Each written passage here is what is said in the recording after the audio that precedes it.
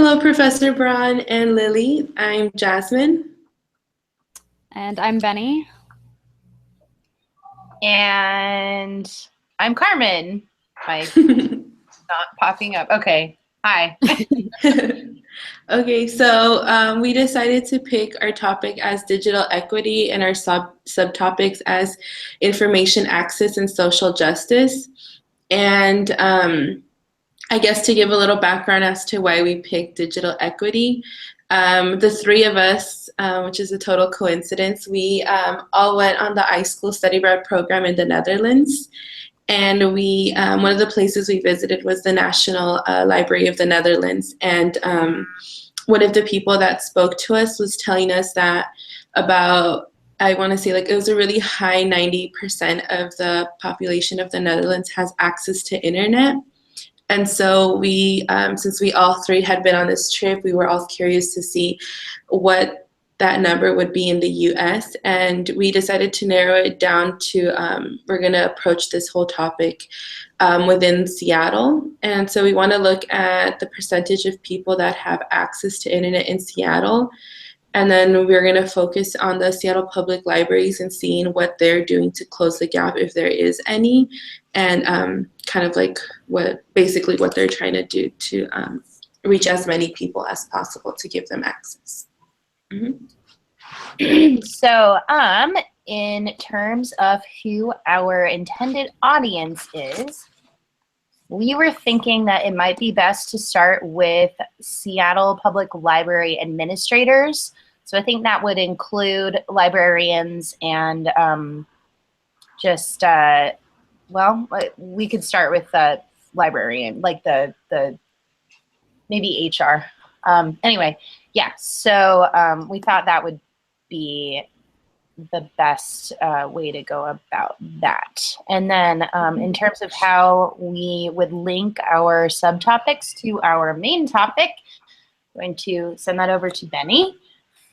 Yeah, so for how to link our subtopics to our main topic, we have subtopics of information access and social justice, and we've been thinking that one thing that's really important when it comes to digital equity is being able to have equitable access to resources. So some of the people who mostly have that disadvantage when it comes to access to those resources are marginalized communities, especially like those with a lower socioeconomic status. So if they have that exposure to these resources, they have a higher or a more equitable chance of success as compared to non-marginalized populations within Seattle. So we're thinking about trying to link up digital equity to different communities who may not have the advantages of those who have equitable internet access at home in their lives, and seeing how we can approach the library about trying to fill in that gap so there's a more equitable chance overall. Yeah, and I guess since we were in the Netherlands and we felt more exposed to a completely different system in a different country, it kind of gave us that idea that if people here are more exposed and there's more information access and flow, then we're kind of as a society, we can kind of improve. So that's something that we might want to be looking at and stuff. And the high 90% is a really large portion of the population to have internet access at home, and we have nowhere near that in the States right now. Yeah. So yeah, we were definitely very amazed that they have such a great like internet access for their people, and it's something that we don't have. So we want to kind of look at more of why that is.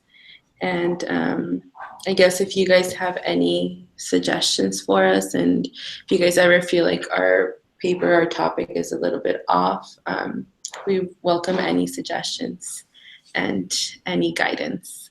So, yeah.